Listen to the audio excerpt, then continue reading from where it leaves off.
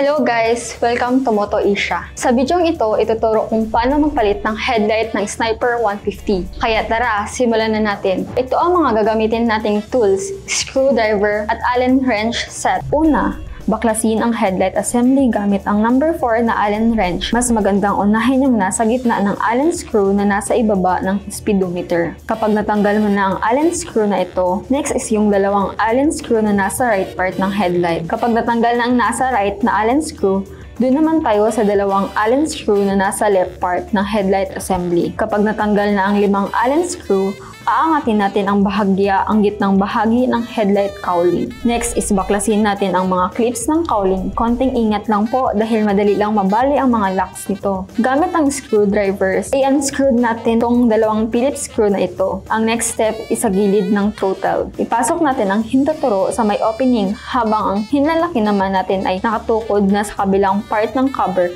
upang bigyang pwersa ang pagtanggal nito sa pagkakaklip ng headlight assembly. Gawin din natin ito sa kabilang party ng headlight assembly. So ayan, natanggal na natin ang headlight assembly. Next is hugutin natin ang headlight socket para matanggal ang headlight assembly. Ganun lang kasimple ang pagtanggal ng headlight assembly ng Sniper 150. Sunod naman is tatanggalin natin ang lumang headlight bulb. Tanggalin ang rubber dust cover. Tanggalin din natin itong clip para matanggal ang bulb. Mainam na tandaan ang posisyon ng clip. So ayan, natanggal na natin ang headlight bulb. So, ikabit na natin itong bagong headlight bulb. Siguraduhin nasa tamang posisyon ang headlight bulb. Ang sakit nga pala ng headlight bulb ng Sniper 150 version 1 is H4. So, kapag bibili kayo ng headlight sa mga motor shops, siguraduhin may nakalagay na H4 socket ang packaging nito. Pagkatapos, i-clip lang natin ulit para mag-lock ang bulb. Ganito ang itsura niya pag nakabit na ulit ang bulb. Ngayon ay kakabit muli natin ang headlight assembly. Ulitin na natin yung ginawa natin kanina. Siguraduhin nakakabit yung headlight bulb sa headlight bulb socket